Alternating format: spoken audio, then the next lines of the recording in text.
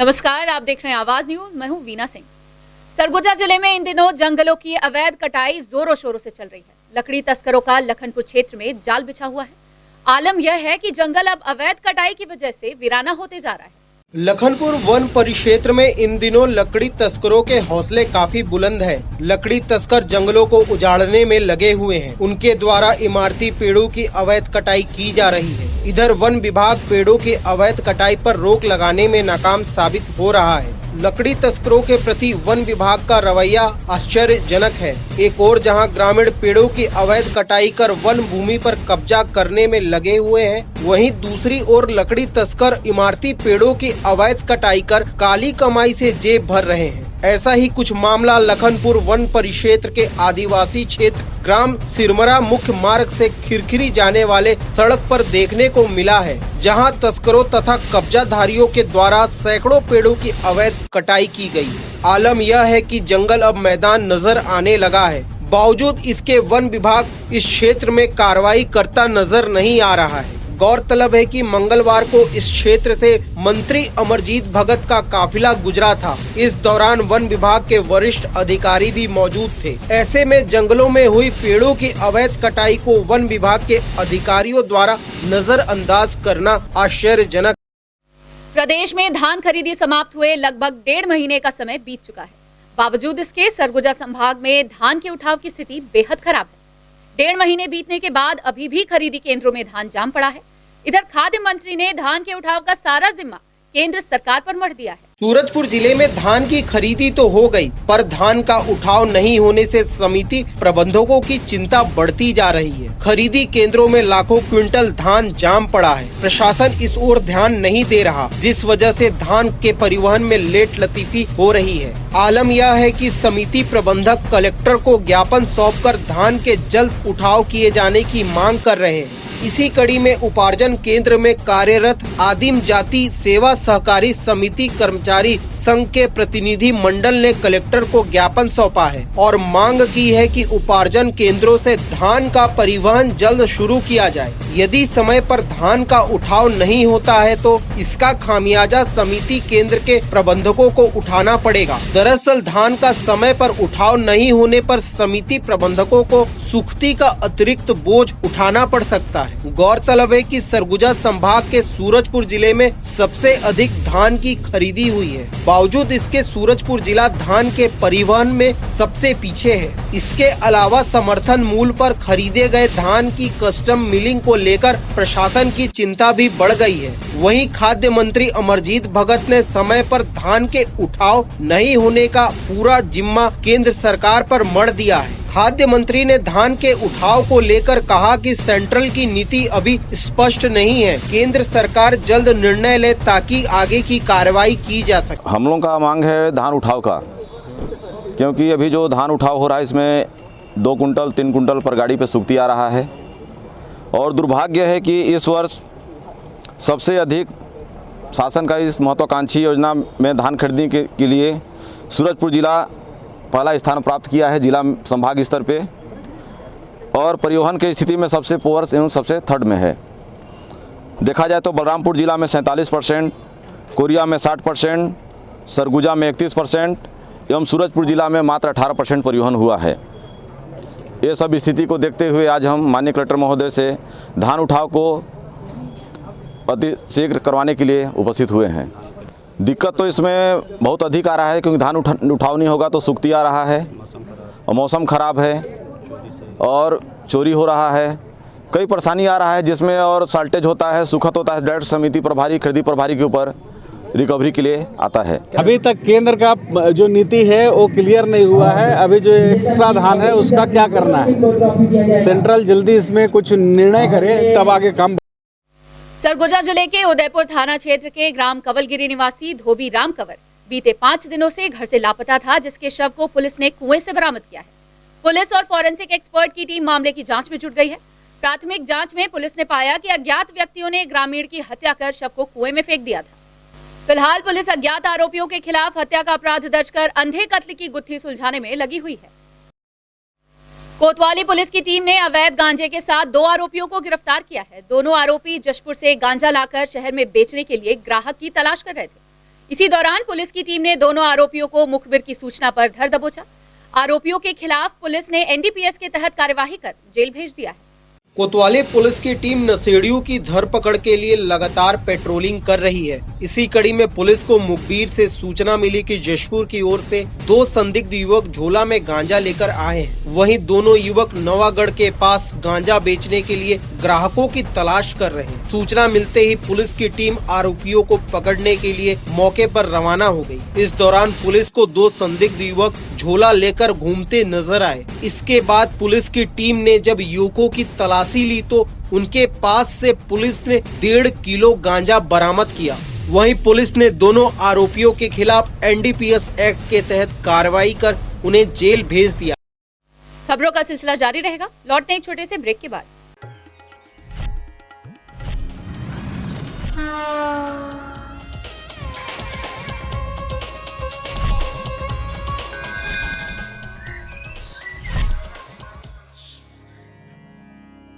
VM internet service शहर का सबसे सस्ता high speed fibre internet service 100 MBPS मात्र 700 रुपए में विद टैग। तो चाहे वर्क फ्रॉम होम हो या ऑनलाइन क्लास, याद रखें वीएम इंटरनेट सर्विस। अधिक जानकारी के लिए संपर्क करें Vande Mahamaya cable network. VM internet service, Alaknanda complex, प्रथम तल, अग्रसेन चौक, अंबिकापुर, सरगुजा। Mobile number 9111785555 7440765555।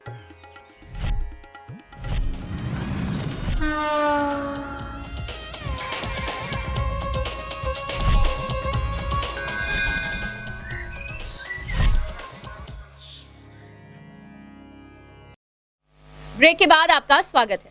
सड़क सुरक्षा सप्ताह के तहत यातायात पुलिस विभाग के द्वारा अंबिकापुर शहर के नया बस स्टैंड में बस चालकों की आंखों की जांच के लिए शिविर का आयोजन किया गया। जांच उपरांत चिकित्सकों ने कई बस चालकों को चश्मा लगाने की सलाह दी है। अंबिकापुर में यातायात पुलिस के द्वारा सड़क सुरक्षा सप्ताह अभियान के तहत मंगलवार को अंतर्राज्यीय बस स्टैंड में बस चालकों के आंखों की जांच की गई। दरअसल बस चालक आमतौर पर अपनी आंखों की जांच नहीं करवा पाते हैं। ऐसे में बस चालकों की लापरवाही की वजह से सड़क हादसे की स्थिति निर्मित होती है। इस बात को ध्यान में रखते हुए यातायात पुलिस विभाग के द्वारा बस चालकों के आंखों की जाँच के लिए 1 दिवसीय शिविर का आयोजन किया गया। इस दौरान बड़ी संख्या में बस चालकों के आंखों की जांच की गई। वहीं जांच उपरांत कई बस चालकों को चश्मा लगाने की सलाह चिकित्सकों ने दी है। इसके अलावा एडिशनल एसपी ओम चंदेल ने बताया कि पुलिस विभाग के द्वारा रोजाना रात के दौरान ब्रीथ एनालाइजर मशीन से शराब का सेवन करने वाले बस चालकों की जांच की जाती है। यदि इस दौरान बस चालक शराब का सेवन करते पकड़ा गया तो उसके खिलाफ पुलिस कार्रवाई करती है ताकि सड़क दुर्घटनाओं में कमी आ सके। आज हमारे ट्रैफिक प्रभारी के द्वारा यहाँ पर जो सड़क सुरक्षा महीना चल रहा है उसके अंतर्गत नेत्र शिविर का आयोजन किया गया है, जिसमें जितने भी हमारे ड्राइवर हैं और यहाँ पर ऑटो चालक हैं उन सब लोगों का नेत्र परीक्षण करवाया जा रहा है। हमारे जो बस के चालक हैं उन लोग का हम लोग कंपलसरली उनसे रिक्वेस्ट कर रहे हैं कि आप आइए और अपना नेत्र परीक्षण करवाइए, और जो भी उनके बाद आगे मदद हो सकती है वो हम लोग उनको भी करेंगे कि जिनकी अगर कमी है तो उसके माध्यम से एजेंट्स के माध्यम से उनके मालिकों को भी बोलेंगे कि इनके कमी है, इसकी इलाज करवाएं, चश्मा लगवाएं, और जो भी हम जिस माध्यम से भी अगर एक्सीडेंट्स वगैरह को कम कर सकते हैं वो हम कर रहे हैं। जैसे मैंने बताया कि अगर आपका साइट अच्छा है तो आप दूर तक देख पाएंगे, रात में भी अगर तकलीफ नहीं होगी, और इससे निश्चित रूप से एक्सीडेंट्स की कमी होगी। कुल 23 लोगों का आंख देख लिया, इसमें से 6 ड्राइवर थे, ठीक है, उनका सबका आंख सामान्य था, नज़दीक का पढ़ने में तकलीफ थी। कुछ मोतियाबिंद मरीज आए हैं, ये ड्राइवर नहीं है, और कुछ चश्मे नज़दीक का चश्मा या दूर का चश्मा के यदि तकलीफ है तो चश्मे का जांच करके चश्मे का नंबर दिया जाए। 5 एकड़ जमीन पर अवैध कब्जा कर उसे फर्जी तरीके से बिक्री किए जाने का मामला सामने आया है। पीड़ित परिवार ने कलेक्टर को ज्ञापन सौंपकर जमीन वापस दिलाने की मांग की है। सरगुजा जिले में अवैध तरीके से जमीन बिक्री का खेल जोरों पर है। इसी कड़ी में एक मामला सामने आया है, जहां एक परिवार की 5 एकड़ जमीन पर पहले रिश्तेदारों ने कब्जा किया, फिर जमीन दलाल के साथ मिलकर कब्जे की जमीन को बेच दिया। मामला लुंड्रा ब्लॉक के ग्राम जरहाडी का है। जरहाडी निवासी विजय कुमार का आरोप है कि उनकी 5 एकड़ पट्टे की भूमि को उनके रिश्तेदार जंगला साय ने कब्जा कर लिया और जमीन दलाल के साथ मिलकर उक्त जमीन को फर्जी तरीके से बेच दिया। पीड़ित परिवार का यह भी आरोप है कि उक्त भूमि का प्रकरण सिविल न्यायालय में चल रहा है, बावजूद इसके रिश्तेदारों ने फर्जी दस्तावेज के आधार पर जमीन की बिक्री की है। इस मामले में पीड़ित परिवार ने कलेक्टर को ज्ञापन सौंपकर शिकायत की है। वहीं पीड़ित परिवार ने जमीन को वापस दिलाए जाने की कलेक्टर से मांग की है। वो झगड़ा है, हमारा केस चल रहा है ना, 5 साल तक चल रहा है दोनों कोर्ट में। तो उन लोग अब चोरी चुपके से तो नाम कराए थे उन लोग जंगसाई लोग, अभी फिर वो उमन एक मतलब फौती उतरा के तुरते हैं, वो पूरा ज़मीन को बिक्री कर दिए हैं और कहीं खारिज भी हो गए हैं। ये मोहर मनिया सोहरी लोग हैं, वह इसे नाथ गोत का है, उस तरह ना है। ये ग्राम झेराडी के विजय है शंभू वगैरह है, जरहाडी के और इनका मामला सिविल न्यायालय में प्रकरण में लंबित है करीब 2016 से। तो अब क्या हुआ कि जो कुछ भूमि दलालों से मिलकर आवेदक गण मोहर मनिया वगैरह हैं और इनके जो चाचा मोहर मनिया हुए, सोहरी हुई, ननकी हुई, गुडन, श्रीमती कमलेश वगैरह कुछ भूमि दलालों से मिल करके, जो अंबिकापुर के भूमि दलाल लोग हैं, ये जो इनके पूर्वज लोग जमीन पे जिस पे कमा रहे थे उसी ज़मीन को भूमि दलालों से मिलकर रजिस्ट्री कर दिए थे। जबकि नियम यह कहता है कि विधि विरुद्ध तरीके से जब तक सिविल प्रकरण लंबित है तब तक कहीं भी कोई भी भूमि पर कब्जा नहीं किया जा सकता। नगर पालिका परिषद सूरजपुर में मुख्य कार्यपालन अधिकारी का पद करीब 15 दिनों से खाली है। जानकारों की माने तो यहाँ नवनियुक्त अधिकारी आने को तैयार नहीं है। कार्यालय अधिकारी का तबादला होने के बाद से नगर पालिका की एक इंजीनियर इस महत्वपूर्ण पद की जिम्मेदारी को संभाल रही है। नगर पालिका परिषद के सीएमओ दीपक एक्का का तबादला बीते 15 दिनों पहले हो गया था। उनके तबादले के बाद नए सीएमओ प्रवीण सिंह गहलोत को नगर पालिका परिषद का पदभार लेना था, लेकिन उन्होंने अभी तक पदभार ग्रहण नहीं किया। जानकारों का कहना है कि प्रवीण सिंह गहलोत सूरजपुर आना नहीं चाहते हैं। नगर पालिका में सीएमओ का पद खाली होने की वजह से आम लोगों को भारी दिक्कतों का सामना करना पड़ रहा है। वहीं नगर पालिका के उपाध्यक्ष सहित पार्षदों का कहना है कि सीएमओ का पद रिक्त होने की वजह से शहर में विकास कार्य का पहिया थमसा गया है। कामों की स्वीकृति एवं राशि आहरण में सीएमओ के हस्ताक्षर को लेकर परेशानी हो रही है। वहीं सीएमओ पद की जिम्मेदारी संभाल रही नगर पालिका की इंजीनियर हस्ताक्षर करने के लिए अधिकृत नहीं है। शहर वासियों का कहना है कि सीएमओ के पद ग्रहण नहीं करने की वजह से आम लोगों के अनुमति प्रमाण पत्र, जन्म प्रमाण पत्र, मृत्यु प्रमाण पत्र सहित कई काम रुके हुए हैं, जिस वजह से आम जनता नगर पालिका कार्यालय का चक्कर लगाने को मजबूर है। वहीं जिला प्रशासन भी इस ओर निर्णय लेता नहीं दिख रहा। निश्चित रूप से जैसा कि आपको ज्ञात है कि जो यहाँ पर नगर पालिका में सीएमओ थे दीपक एक्का जी, उनका स्थानांतरण हो गया और एक इंजीनियर थे आलोक चक्रधारी जी, उन दोनों का स्थानांतरण एक साथ हो गया और दोनों लोग यहाँ से अचानक से रिलीव हो गए, जिसके बाद से समस्याएं आ रही हैं क्योंकि कई ऐसे विषय रहते हैं जहाँ पर साइन पावर का विषय रहता है और जो जिनको भी प्रभार दे के गए हैं उनके पास साइन पावर का विषय नहीं है आर्थिक विषयों पर, जिसके चलते कहीं न कहीं दिक्कत जा रही है और नगर पालिका में थोड़ी अव्यवस्था की स्थिति अभी बनी हुई है। जी, स्थानांतरण जब दीपक एक्का जी का हुआ था तो उसके बदले में यहाँ पर एक अधिकारी का आना सुनिश्चित हुआ था, किंतु किन्हीं कारणों से वो यहाँ पर आ नहीं रहे हैं, जिसके चलते ऊहापोह की स्थिति है। और जो प्रशासन है, जो सरकार है, वो उनसे आग्रह हम लोगों ने किया है कि जल्दी यहाँ पर अधिकारी कर्मचारियों की नियुक्ति हो, जिससे नगर विकास को दिशा मिल सके। सीएमओ साहब के ट्रांसफ़र के बाद में सब इंजीनियर को प्रभार दिया गया है, लेकिन चेक में भुगतान साइनिंग अथॉरिटी नहीं है उनको, जिससे ठेकेदारों के भी भुगतान प्रभावित हो रहे हैं और ठेकेदार आगे काम करने में भी काम रुके हुए हैं। निश्चित रूप से पुनकालिक सीएमओ की स्थापना बहुत जरूरी है। उसमें कार्य प्रभावित स्वाभाविक से नहीं हुआ, पुनकालिक ठेकेदारी के ठेकेदारों को भी परेशानी हो रही है, पार्षदों को भी दिक्कत हो रही है। बहुत सी चीज़ों में साइनिंग अथॉरिटी नहीं होने के कारण से मृत्यु प्रमाण पत्र वगैरह और ये भी जारी नहीं हो पा रहा है, जो कि काफ़ी परेशानी का सबब है।